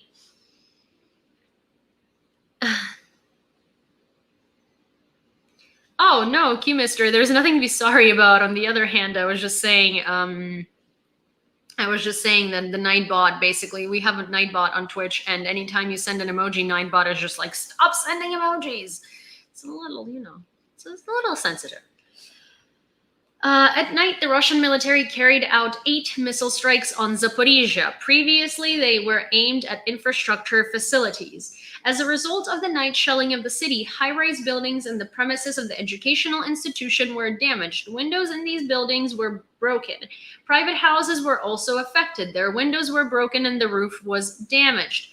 In the morning, the Russian military launched another missile attack on Zaporizhia. According to preliminary information, the rocket hit the Dnipro River bank. Information about the wounded is being specified. A village not far from the regional center in the Zaporizhia region also came under shelling. So far, 1 victim is known, said the head of the Zaporizhia Regional Military Administration, Alexander Starov. The war in Ukraine after the counteroffensive of the armed forces of Ukraine in the Kharkiv direction is entering a new phase. Ukrainian troops have seized the strategic initiative. U.S. Army General, Chairman of the Joint Chiefs of Staff, Mark Milley, tells Reuters, "The war is not going too well for Russia right now. Therefore, we all have an obligation to maintain a high level of preparedness and monitor very close what Russia's next reaction will be," Milley said. The Russians fired at the South Ukrainian nuclear power plant at night. The missile fell 300 meters from nuclear reactors. The shockwave damaged the nuclear power plant buildings. More than 100 windows were broken. One of the hydroelectric units of the Alexandrivska HPP, which is part of the South Ukrainian energy complex, stopped. 3 high-voltage power lines were also switched off. Acts of nuclear terrorism of the Russians threaten the whole world. They must be stopped immediately to prevent another catastrophe. In recent days, Iranian cargo planes have regularly flown to Moscow, Flight Radar 24 reports. Over the past week, several cargo ships flew from Tehran to Moscow at once. Given the presence of Iranian shaded 136 drones at the disposal of the Russian army at the front, such activity of Iranian air cargo transportation to the Russian capital may also indicate that Moscow has expanded the range of its military requests to Tehran, which basically seems that Moscow is buying a bunch more drones or a bunch more equipment from Iran because, well, there is nowhere else that they can be getting it from. They have tried North Korea, right? They're trying kind of like strategic partnerships with all of these countries with an incredibly outdated technology, incredibly outdated equipment, because there is nowhere else they could be getting it from. They cannot be getting things from China because China decided to halt all of their import-export activities with Russia in fear of sanctions from the US, about which I'm going to talk a little later. There is a little bit more of an update on that. India is also stepping away from Russia, so BRICS doesn't seem to be a very big help for them, right? Most countries are not doing any business with them, and also they're just, they don't have an ability to manufacture necessary things within Russia in order to manufacture all of the equipment that they need to keep sustaining this war. So they're going to Iran, which also technically doesn't have the ability to manufacture all of this stuff. It's manufactured in like their backyard, so they're not manufactured in proper factories. It's like, it's kind of like it's manufactured with whatever resources they have. But Armin here on YouTube sent a quote, and I always love his quotes. Hi, Jenny. So I'm going to read it to you. General Omar Bradley said, wars can be prevented just as surely as they can be provoked, and we who fail to prevent them must share the guilt for the dead. History will judge Russian civilians. Agreed. Thank you, Armin. Armin's quotes are always very on point, and I really appreciate him sending quotes because they're always, I don't know, I think he does a very good job of finding very, very, very relevant and pertinent quotes. Okay, the president of Russia is increasingly relying on irregular volunteer formations and not on ordinary units and formations of the Russian armed forces, especially after the defeat in the Kharkiv region, according to the Institute for the Study of War. Also, these irregular armed formations include like the Donbas Volunteer Army, which was an army mobilized under Russian mobilization from the Russian Federation. And this army is being thrown on the front lines like cannon fodder. And those are the people from like Donetsk People's Republic and Luhansk People Republic, and Donetsk People Republic and Luhansk People Republic. And then when they're injured, they go and ask for help from Russian hospitals, and Russian hospitals deny them because they're considered illegal military formations. But I thought that Russia is the only country that recognizes these two republics and thinks that they're fully legal and fully fine. So they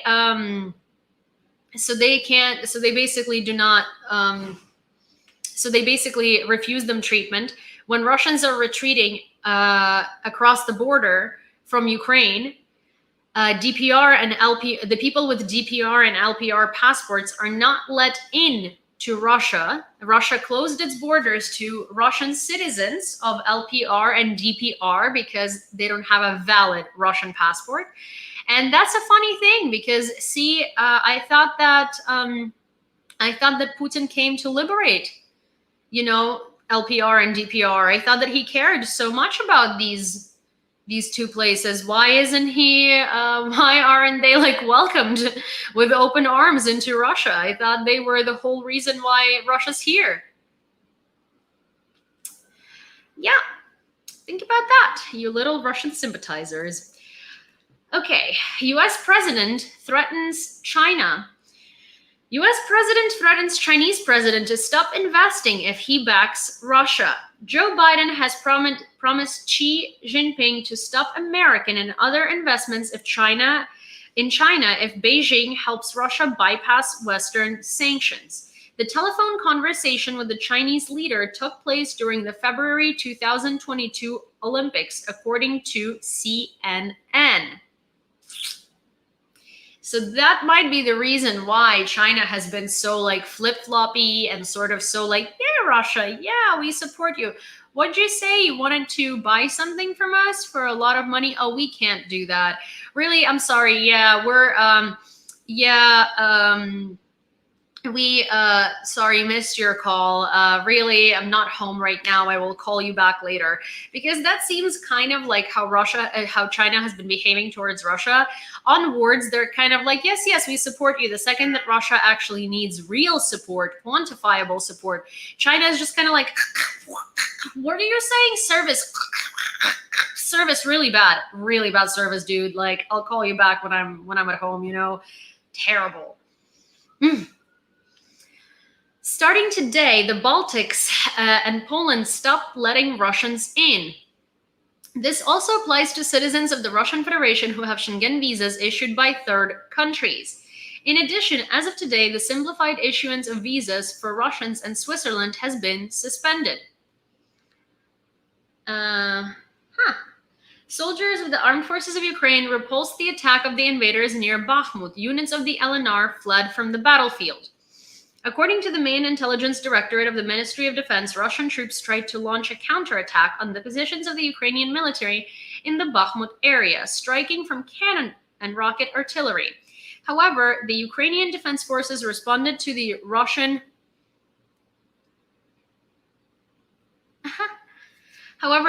Defense Forces responded to the Russians and moved forward, which caused the occupying units to flee the battlefield, leaving their firing positions. So here is another video that surfaced, and this video is of shelling of Bakhmut by Russians, and it was filmed from a drone. The invaders are shelling residential high-rise buildings, and the eastern part of the city is almost completely destroyed. And this was kind of like a coincidence. I don't want to call it lucky, but this was lucky that the drone was able to capture this footage. But take a look. This is an incredible piece of evidence against Russia.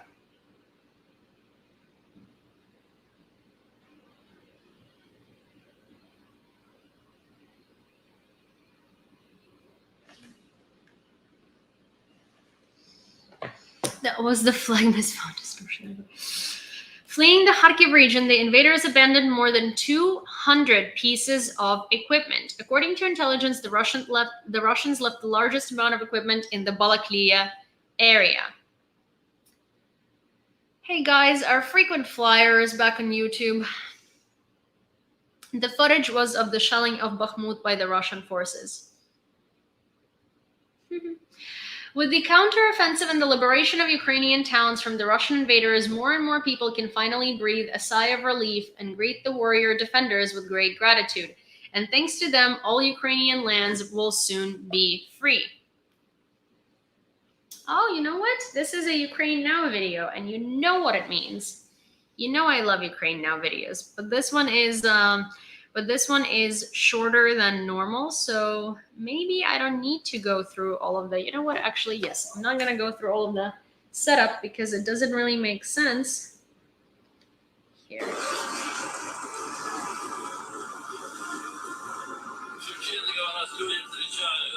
This is the village of Shevchenkova.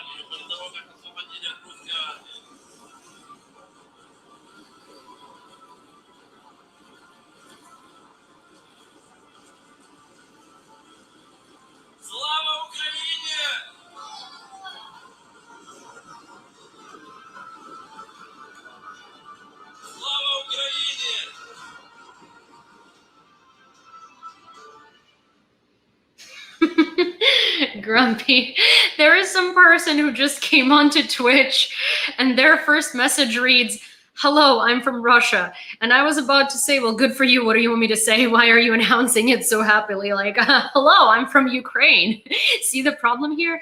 But anyways, Grumpy responded and said, well, then this is probably not the place for you. I love it. Yeah, this is most likely not the place for you, really.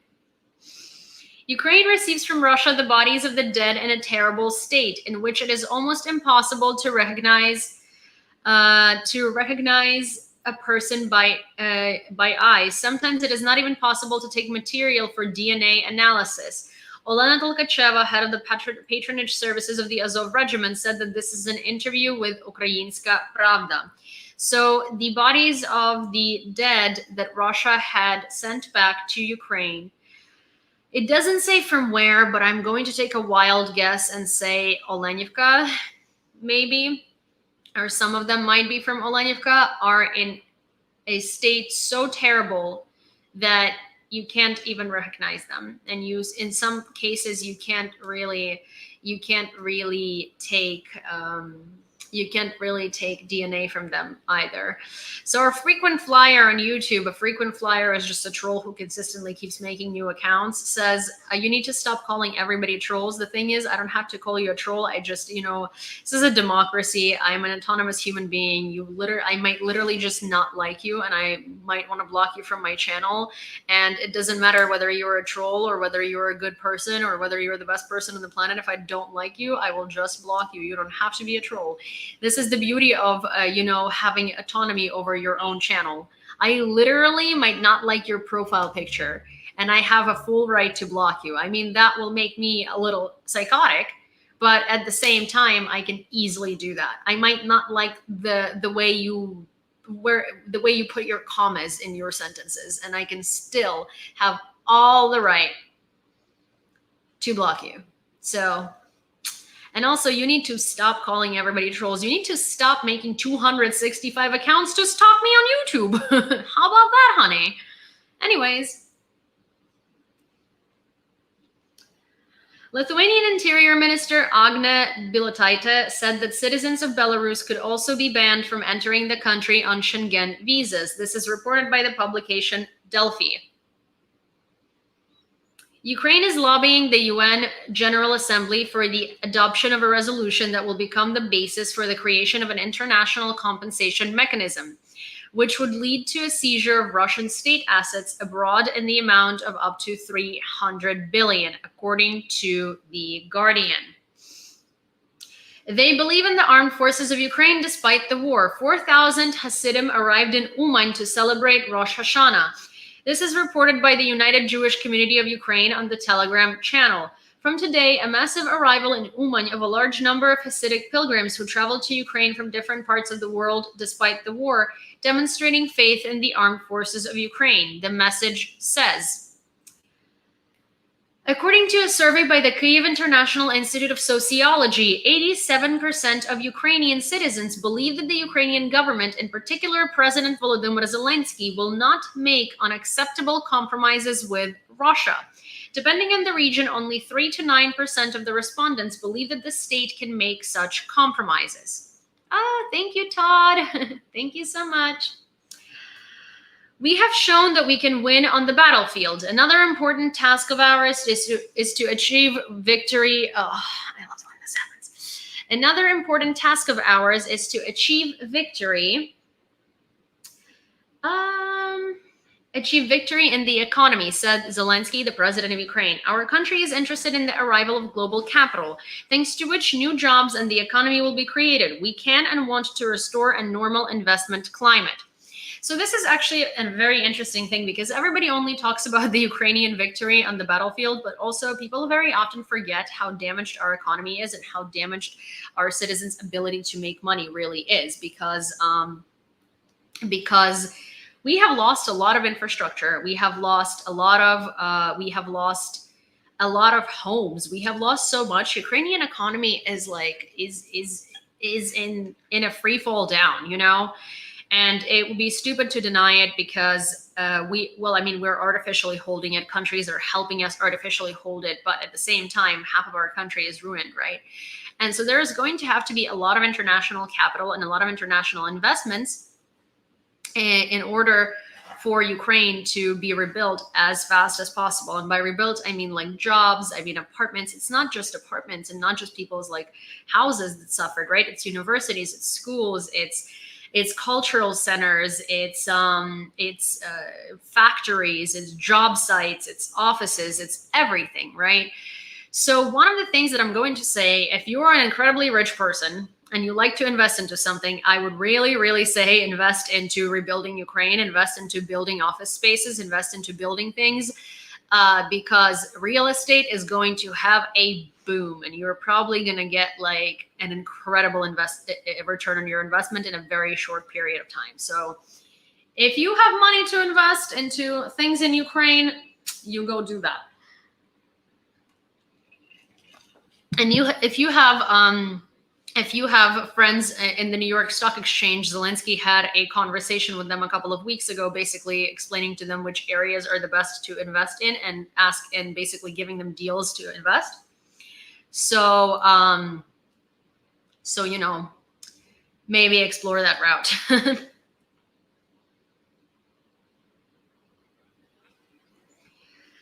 Okay, in the United Kingdom, they said goodbye to Queen Elizabeth II. Actually, Anastasia today was in line to say goodbye, but this is what it looked like.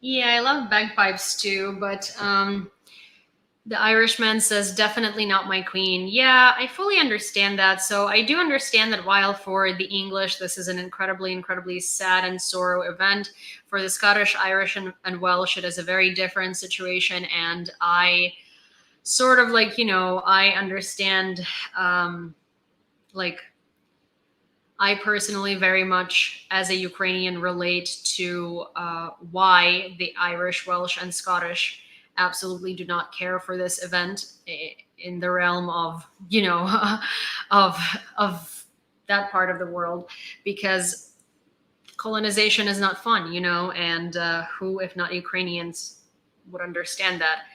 But I also understand why the English are having such an incredibly hard time with this, because to them it was their queen. To them it was a big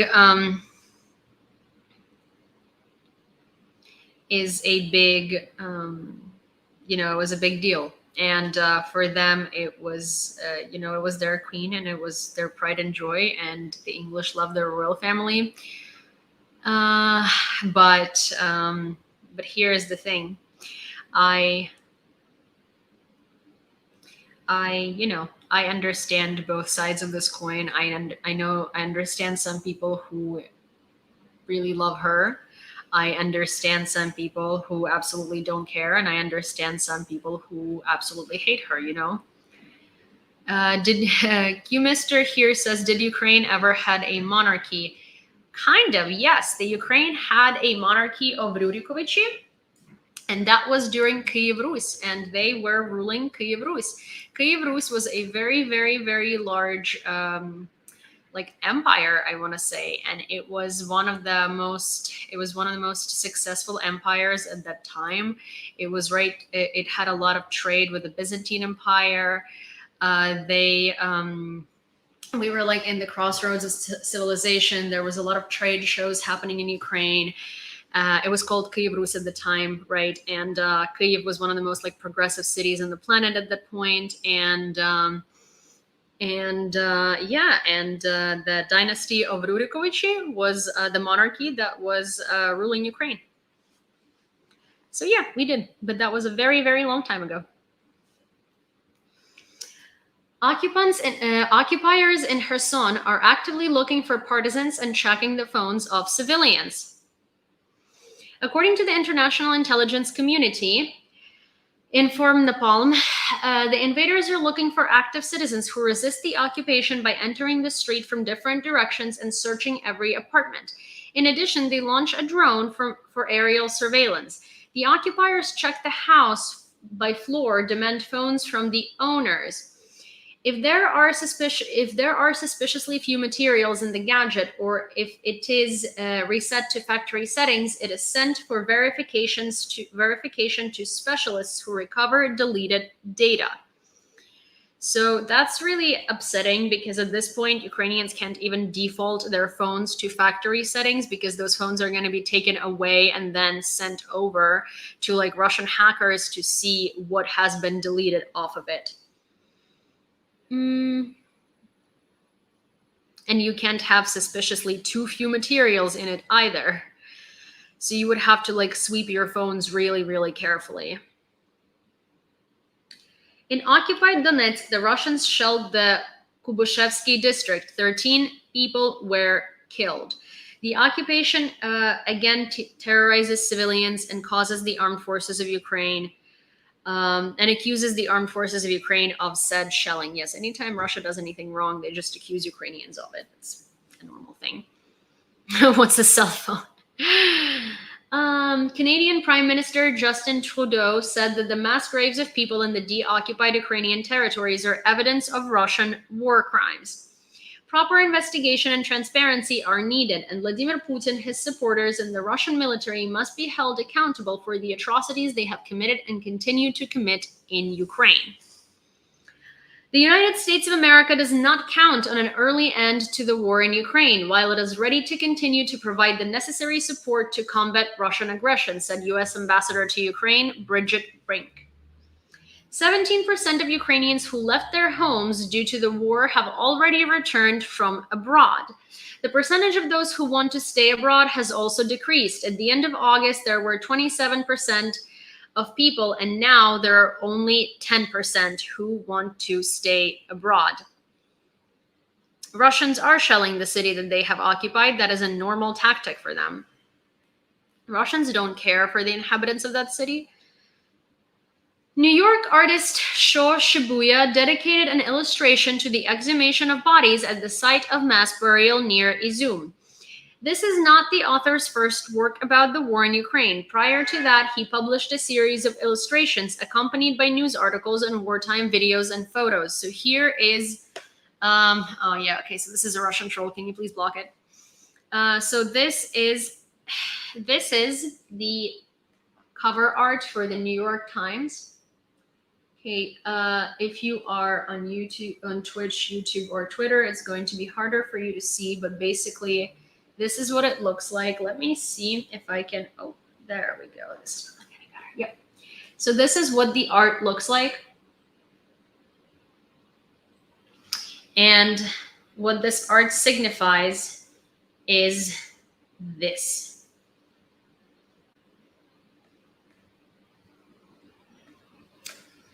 Is the plastic over the bodies that were found in the mass graves in Ukraine.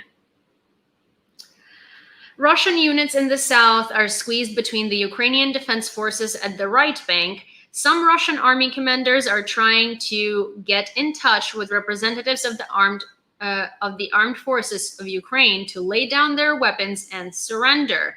Natalia Homonyuk, head of the Joint Coordination Press Center of the South Defense Force. So basically, Russian forces in the south are stuck between like the pressure from the Ukrainian units approaching inbound, and they're also stuck between the right bank of the river. That's basically, you know, the bridges and crossings have been blown up by Ukrainians, so they kind of have nowhere to go. And these units are trying to contact the representatives of the armed forces of Ukraine and basically and surrender. The reason why I called this news stream "Russian army is increasingly falling apart" is because I don't know if you noticed how many news came out today about certain things that have been going increasingly wrong within the Russian army. The LNR and DPR soldiers increasingly being unhappy because they're not getting treatment. Russians are leaving them behind with no resources or supplies. Their mortality rate is 100% per unit in some cases. Russians are also not telling them when they're retreating, and they cannot cross the border into Russia. Wagner Group and like Kadyrovites have a ton of different disagreements. Wagner Group is also attacking targets that they're not supposed to attack, therefore wasting ammunition and wasting personnel, aka new recruits, right? They're also recruiting prisoners at this point. They're also recruiting people that are just absolutely not fit for the job, and they have been trained for like a week. Russian military all over the place is surrendering. Russian captains are surrendering. Russia has, like, they used to have the first sort of their military, then the second, and now it's like the third class people in the military, right? Because these are literally people who were prisoners, who were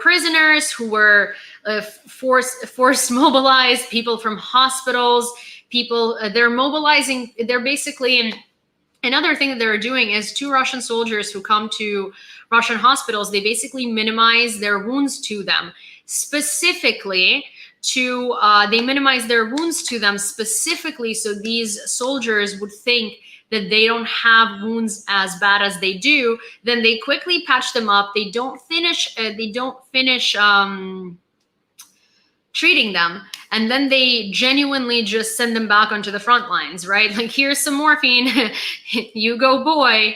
And so they're falling apart. All of their defense is falling apart. Like, everything is falling apart. They don't know what they're doing anymore, and it's really not working in their favor anymore, and it's really working in the favor of Ukraine. The Office of the Prosecutor General of Ukraine recorded 5 cases of sexual violence against children by Russian servicemen. 5 children between the ages of 4 and 16 have been identified as victims of this category of war crimes, but as Andriy Kostin, Prosecutor General of Ukraine, stressed, there could be many more such crimes. Operational Command South reported that the Russians have fired south of Ukraine nuclear power plant with the Iskander missile systems at night. The missile hit 300 meters from the nuclear reactors. Ukrainian military shot down a Russian UAV cartograph in the Mykolaiv region, Center for Strategic Communications of the Armed Forces of Ukraine. Germany has already handed over 2 Mars 2 multiple rocket launchers and 50 Dingo armored personnel carriers to Ukraine. German Federal Ministry of Defense. Oh, yay, 2. Oh my gosh, out of everything that they have ever announced, 2? They have given us 2? Oh my God. That is so generous of the richest country in Europe. I love it. Russia plans to hold a referendum in the occupied territories of the Kharkiv region in early November. According to the plan, 75% were to support the proposal to join the Russian Federation, writes Radio Liberty, citing the strategy of the Russians. The pseudo voting was planned to take place from November 1st to 7th. The document stated that a total of 142,000 people should vote. More than 100,000 were to express their support. The strategy was developed recently. It indicated the front line as of August 24th. Well, that is not going to happen.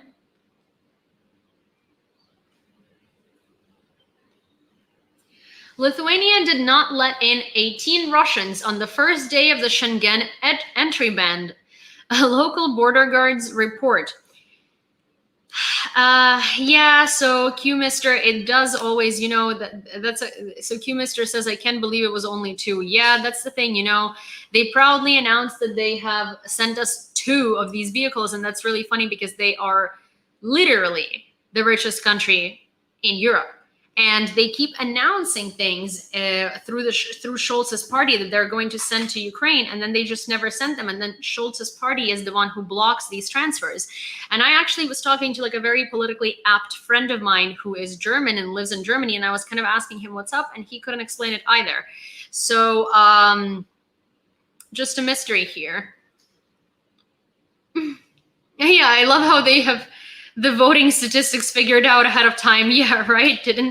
Isn't that lovely on the Russian behalf? They just decided to have the voting stats prepared before the voting even ended. I mean, hey, who wouldn't? Just to make things easier. About 50 women who left the Mariupol plant Azovstal are held in Russian captivity. 2 of them are pregnant. According to Olena Tolkachova, the head of Azov's patronage service, one pregnant woman is from the Azov regiment, and the other is either from the border guard service or the Marines. I don't know for sure. The one who is not from the Azov regiment is about to give birth. That woman from Azov regiment is 4 months pregnant, she said. In total, according to Tolkachova, approximately 2,000 people left the Azovstal plant. More than 900 of them were the servicemen of the Azov regiment. The so-called public chambers of the LPR and DPR demand to immediately initiate referendums on their recognition as subjects of the Russian Federation. Oh, don't worry, Russia's just going to leave you behind. That's what they do. The remains of 2 people in civilian clothes were found near the village of Vorzel, Bucha district in the Kyiv region. So more people have been found in Bucha region. In Bucha region, which is, it's been 7 months. It's been 7 months and we're still finding bodies. And I will tell you, there is still going to be many, many more bodies that we haven't found yet. And it's very unfortunate, but these atrocities, we're just beginning to find out about them. President Volodymyr Zelensky discussed with President of UEFA, Alexander Keferin, the possibilities of the organization to assist in the release of our athletes, prisoners of war. It is proposed to do this by publicly supporting captured Ukrainian sportsmen. Slovenia and Germany agreed on the exchange of military equipment with Ukraine, SDA reports. Slovenia is to send 28 M55S tanks to Ukraine and receive 40 German-made transport vehicles from Germany in return.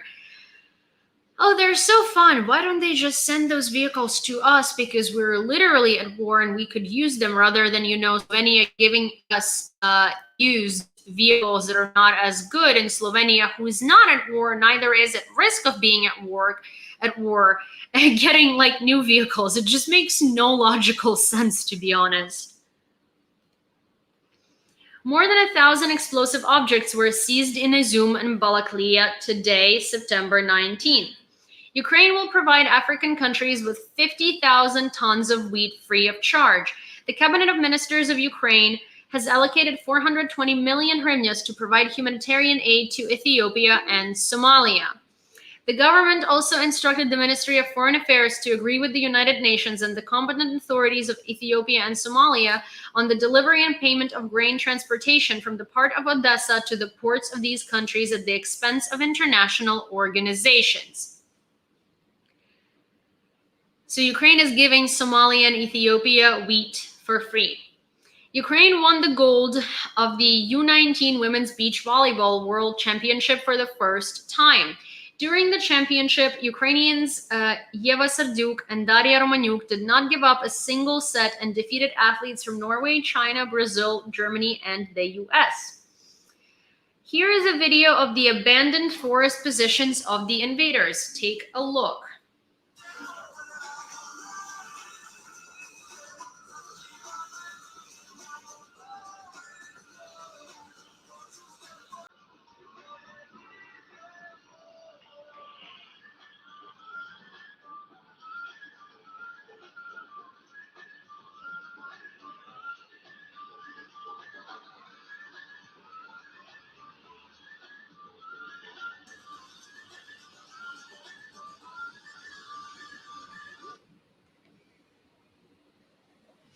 They do leave it very nasty, but that's like the thing that they don't care. That's kind of like when you look at Russian military training facilities in Russian forests, they look just as shit because they don't know how to like act like humans. They kind of act like Neanderthals. Military of Operational Command North rescued a parrot. The feathered one was found during the cleaning of the house where the occupiers lived. They could not leave the bird to its fate and took it with the unit. And here's what it looks like. And that is all that I have from the news for today. So if you have any questions, suggestions, or anything like that, please let me know. And we'll go over them. Thank you, Neni Ria. And if not, then I will be back a little later tonight for more discussion, and we can read some more Kyiv Independent news and stuff like that. Bye. I will be done in 5 minutes.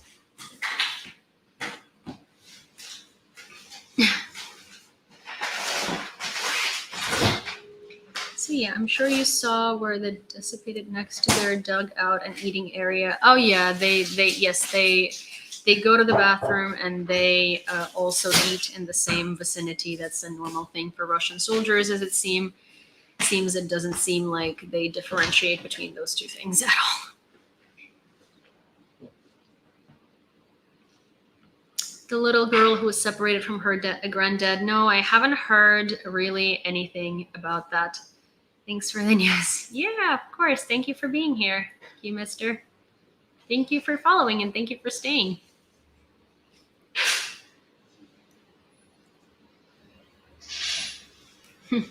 Thank you, Mariana. Yeah, they definitely didn't get the memo. Ali says they didn't get the memo. Oh, hi, Dave. Oh my gosh. Hello. Well, I'm preparing to leave, Dave, but hi, good to see you. Sorry, I was super late today. The extra seasoning for the orc, that way I reckon. Yes. You're not done, yay. Well, Kathy, I have some disappointing news for you. I am done. I am just going through the last like 5 minutes of questions. All right. Okay, so I see that there are less questions today, or not that many. So alrighty. Well, you guys, you are welcome to go over to Twitter, where I'm posting a lot behind the scenes while I'm not streaming. There is a lot of stuff going on there. I'm going to try and write a Medium article today.